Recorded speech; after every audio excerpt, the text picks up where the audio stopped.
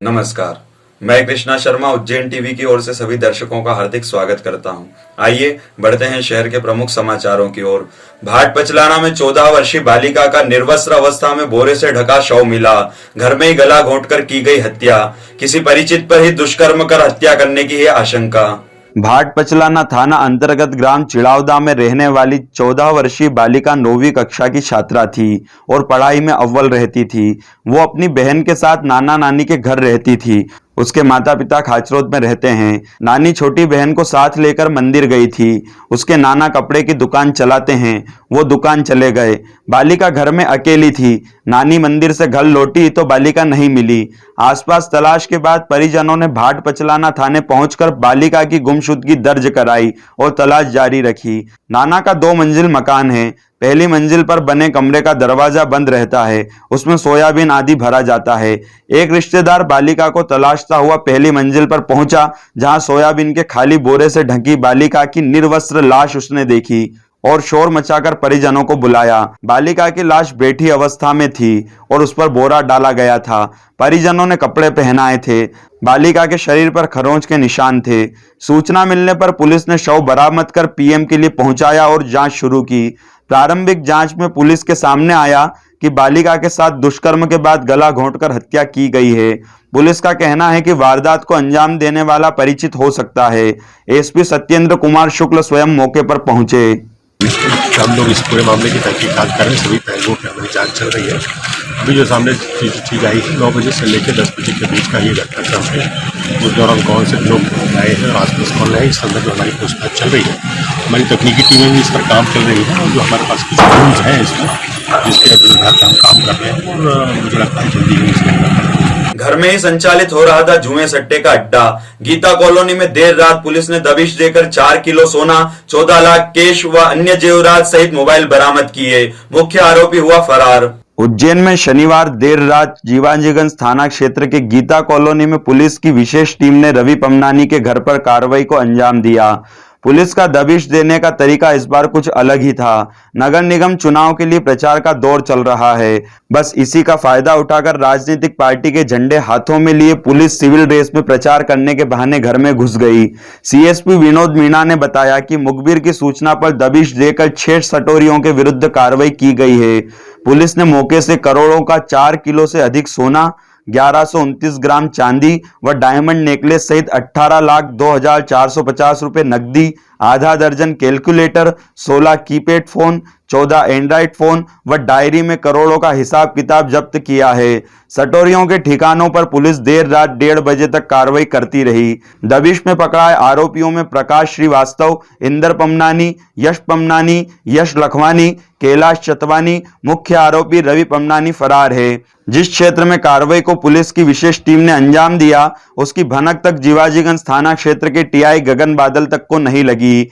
कई दिनों से सट्टे संचालित होने की खबर के बीच उज्जैन एसपी सत्येंद्र शुक्ल ने जीवाजीगंज थाना प्रभारी गगन बादल को निलंबित कर दिया है। कार्रवाई के बाबत सीएसपी विनोद मीणा ने बताया, ये आरोपी एक रवि सिंधी करके है, तो काफ़ी समय से हमें सूचना थी कि ये इस तरीके का गतिविधि कर रहा है। प्राय ये अदर स्टेट्स में जाके इस चीज़ का किया करता था, जिससे हम इसको पकड़ने में सफल नहीं हो पा रहे थे। तो आज सूचना के आधार पर साइबर और क्राइम की टीम दोनों ने मिलकर आज इनके घर पर दबिश डाली। तो दबिश के दौरान हमें भारी मात्रा में सट्टे की सामग्री मिली, लेख मिला। इसके साथ साथ हमें काफ़ी भारी मात्रा में हमें एंड्रॉयड फ़ोन भी जब्त हुए, साथ में कीपैड वाले मोबाइल भी, जिससे ये लोग अवैध सट्टे का, जुए का संचालन किया करते थे। इसके साथ साथ हमें कुल नकदी 14 से 15 लाख के आसपास कुल नकदी हमने सीज़ की है इनके घर से। साथ ही साथ एक तहखाना भी हमें मिला था, टाइल के लगभग 1 फीट नीचे एक तहखाना था जिसके अंदर एक तिजोरी थी। उससे कम हमको 4 किलो के आसपास सोना भी हमने सीज़ किया है, और जिसमें ब्रेसलेट्स है, मंगलसूत्र है, रिंग्स हैं, दुनिया भर की चीज़ें, वो सब भी पुलिस ने यहाँ से सीज़ की है। सर, इतनी बड़ी मात्रा में गोल्ड मिलना इनका ही है कि और किसी का भी ये गोल्ड लेते हैं, उसको ब्याज से पैसा देते हैं? देखिए, इन्वेस्टिगेशन का विषय है, अभी हम इसको इन्वेस्टिगेट करेंगे। पर चूंकि ये संदिग्ध हालात में पाए गए, रेगुलर यूज़ में नहीं थे ये, क्योंकि इनको तहखाने के अंदर डाल के रखा था, तो इन्वेस्टिगेशन का विषय हम जैसे इन्वेस्टिगेट करेंगे तो आगे और हमें पता चलेगा। सर, पुलिस को इसके बारे में कैसे जानकारी लगी? क्राइम ब्रांच की कितनी भूमिका है? ये साइबर और क्राइम दोनों की संयुक्त भूमिका है। साइबर टेक्निकल एनालिसिस के लिए हम यूज़ करते हैं, और उनका टेक्निकल एनालिसिस हमेशा हर क्राइम को सॉल्व करने के लिए बहुत हेल्पफुल रहता है। तो साइबर की टेक्निकल एनालिसिस की हेल्प से और क्राइम की हेल्प से हमने इसको ट्रेस किया। पुत्र ने दिया चोरी को अंजाम तो पिता ने छुपाया चोरी का माल। पुलिस ने पिता पुत्र को हिरासत में लेकर 3.5 लाख के जेवर और नकदी बरामद की। एकता नगर में मंजू पत्नी वर्दीलाल केवट साड़ी की दुकान संचालित करती है। गुरुवार को वो अपने रिश्तेदार के यहाँ हाथोद गई थी। घर पर उसकी 2 बहू और बच्चे थे। रात में बहुएं बच्चों को लेकर ऊपरी मंजिल के कमरे में सोने चली गई थी। रात में अज्ञात बदमाशों ने नीचे मकान का ताला तोड़कर 3,50,000 रुपए के आभूषण और 1,35,000 रुपए नगद चोरी कर लिए थे।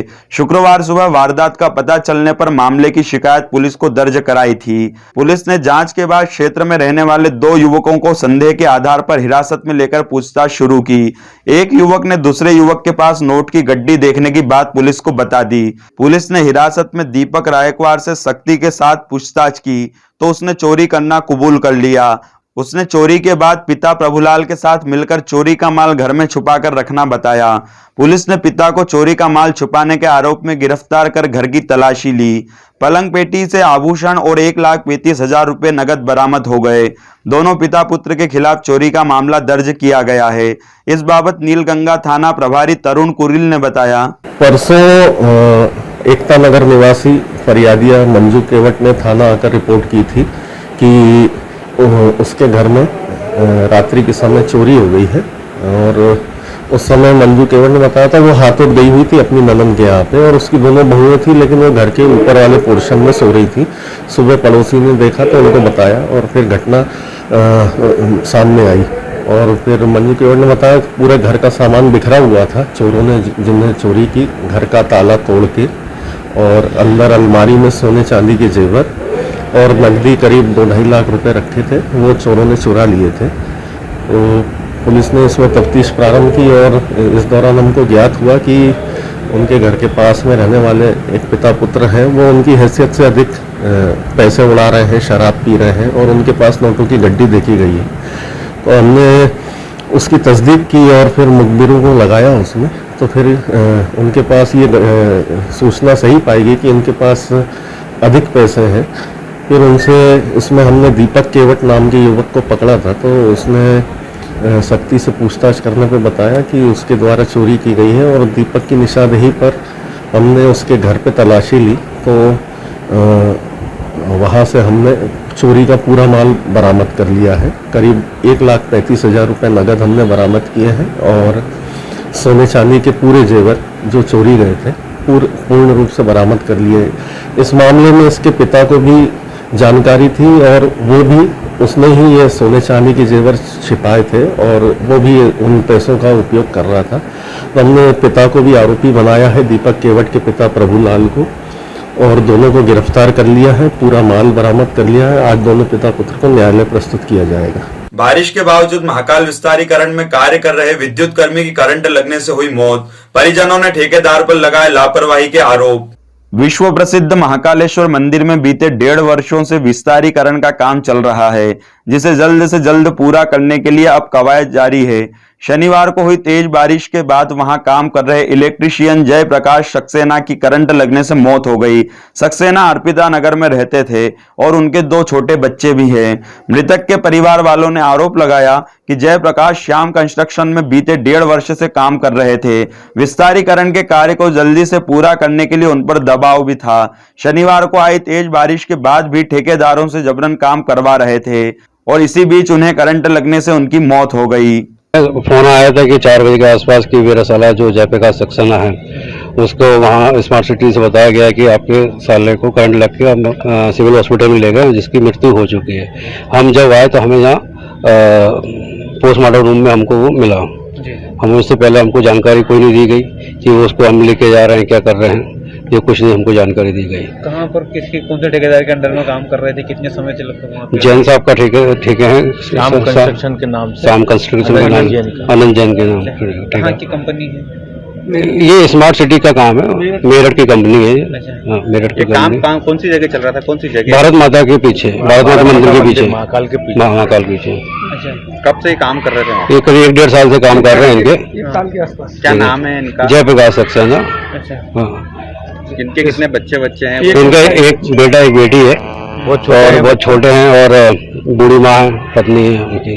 जिनका और आज इतनी बारिश हुई उसके बावजूद भी भर बारिश में मतलब काम का नगर निकाय चुनाव के लिए स्वयं का प्रचार कर रहे नेताजी को बारिश के चलते हाथों हाथ मिला मुद्दा, तो नेताजी ने भी मोबाइल से रील बनाकर खूब भुनाया जल भराव के मुद्दे को।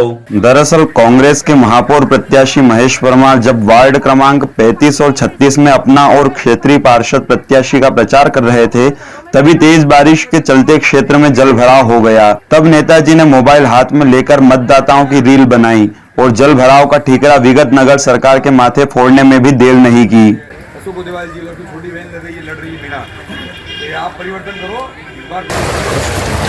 वार्ड क्रमांक 35 में और 36 में 20 मिनट की बारिश में आप देख रहे हैं कि पूरे घरों में जल भराव और रोड में पानी पूरी तरफ दोनों तरफ सड़क तालाब नुमा हो चुकी है। पूरे हमने अभी हमारे परिवारजनों से पूछा, एक एक से बात की, ये स्थिति है, ये स्थिति कर रखी इन लोगों ने। मैं सभी उज्जैन के नागरिक बंधुओं से निवेदन करना चाहता हूं कि ये 10 साल का विकास है इनके बोर्ड का, ये 15 साल की सरकार का विकास है, ये मंत्री जी का विकास है, ये सांसद जी का विकास है, ये किसका विकास है, ये जिम्मेदार लोगों से आप पूछिए और इस बार परिवर्तन कीजिए।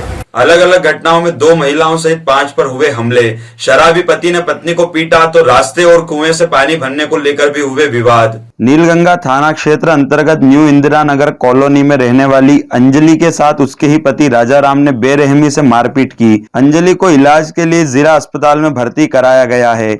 घायल महिला ने बताया कि पति राजाराम शराब पीकर अक्सर मारपीट करता है।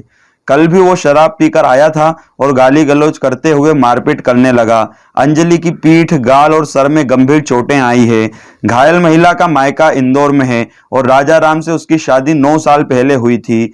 दोनों के 8 और 6 साल के 2 बेटे भी हैं। नीलगंगा थाना पुलिस ने मारपीट की धाराओं में प्रकरण दर्ज कर आरोपी पति को गिरफ्तार कर लिया है। मेरे पति ने मारा मुझे, वो मारते दारू पी के, ये यहाँ पे भी मारा, पीछे मारा बहुत सारा, रोज मारते हैं। काय से मारा आपको? अच्छा बेहोश से, कप की चीनी का उससे मारा, चाय पीने का कप आता उससे। पहले भी मारा? मतलब पहले भी मारा था। इधर एक अन्य घटना में माकड़ोन तहसील के ग्राम 35 में रहने वाली कैलाशी बाई पति आशाराम पर घर के पड़ोस में ही रहने वाले दिनेश पिता नारायण, उसके भाई पप्पू एवं अन्य 4 लोग भगवान सिंह, राहुल, प्रभुराव और दुले सिंह ने डंडों से मारपीट की।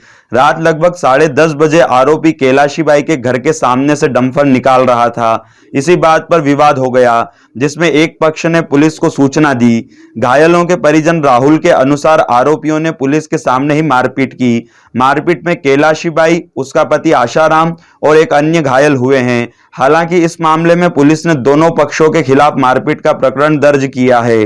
गाँव का रास्ता था, डैम पर निकाल रहा था, वो साइड में जो बागर रहता है टाटी, वो टूटने के चक्कर में उसको बोला कि भाई टाटी क्यों तोड़ा तूने, तो बोला मैं मर्डर भी कर सकता हूँ, मेरे पास लाइसेंस भी है, रास्ता गवर्नमेंट का है, मैं चाहूँगा ऐसे गाड़ी निकालूँगा, आप कोई नहीं रोक सकते। उसके बाद थाने में जाके कंप्लेंट किया, पुलिस आई, पुलिस देखने के बाद में वहाँ दिखा रहे थे तो वो पीछे से हमला किया।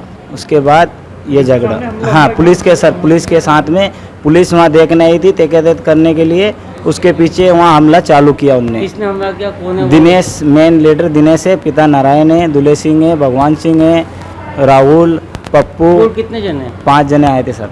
उनके शामिल में रात में करीबन ये 10:30 बजे के बीच मामला हुआ। उसमें बहुत सारे जने थे, देख नहीं पाए, 5 जने को अच्छी तरह से देख पाए। किन किन को लगी आपके इधर? हमारे यहाँ 3 जने को लगी। एक कैलाशी बाई को सिर पे आया, भंवर सिंह को हाथ पे चाकू लगा और एक को पाँव में लगा। इसी तरह महिदपुर तहसील के थाना झाररा अंतर्गत ग्राम मालिया में कुएं से पानी भरने की बात को लेकर 2 पड़ोसियों में खूब हथियार चले। जिला अस्पताल में इलाज करा रहे संजय पिता शंकरलाल उम्र 30 वर्ष निवासी ग्राम मालिया ने बताया कि घर के पास में एक छोटा कुआं है जिससे सभी पानी भरते हैं। पानी भरने की बात पर पड़ोसी से कहासुनी हुई थी। इसके बाद कैलाश पिता नानूराम, पंकज, गोविंद, गंगाराम और नानूराम ने मुझ पर तलवार से हमला कर दिया। मारपीट में संजय के सर में चोट आई है। झाररा पुलिस ने दोनों पक्षों के खिलाफ मारपीट की धाराओं में केस दर्ज किया है। घायल संजय के अनुसार पहले भी पानी भरने की बात को लेकर पड़ोसियों में विवाद हो चुका है। सर जी, मैं यानी कि घर के पास में यानी कि एक कुएं है, उसमें यानी पानी भरने का था, तो उन्होंने पहले सभी पानी तोड़ दिया। मैं कहने लिए के गया तो उन्होंने यानी वो 4-5-6 जने, उनके भाई कैलाश, पंकज, कैलाश मंत्री और उसका भाई यानी पंकज और उसका भाई एक और गोविंद और उसका भाई एक और काका मोटा जी का बोलते जा उसके भाई का नाम गंगाराम और उसके पिता नानूराम ने मिलकर मेरे को मारा और मेरे भाई को भी मारा, मेरी मम्मी को भी मारा। यदि कहने गए तो यानी सबने ऊपर यानी तलवार से मेरे यहाँ मारा है और वो यानी कि वो तो यूँ समझते हैं यानी हम तो पैसे भर देंगे, हमारी तो यानी कोई कार्रवाई नहीं करेगा, पुलिस वाला भी नहीं करेगा। किसकी कोई किसकी है वो जो जिस पे पानी कर वो तो हमारे सबकी है। तो कहने के लिए गए तो वो सब मारने के लिए आ गए और मारने लगे हमको। और उन्होंने यानी कि पहले भी 2 बार झगड़ा हो चुका था, तो उन्होंने पहले भी धमकी दी थी मारने के लिए हमको कि तेरे को मार ही देंगे। तो ये थी उज्जैन शहर की प्रमुख खबरें। ऐसी ताजा खबरों के लिए देखते रहिए उज्जैन टीवी। उज्जैन टीवी के यूट्यूब चैनल को लाइक और सब्सक्राइब करना ना भूलें। नमस्कार।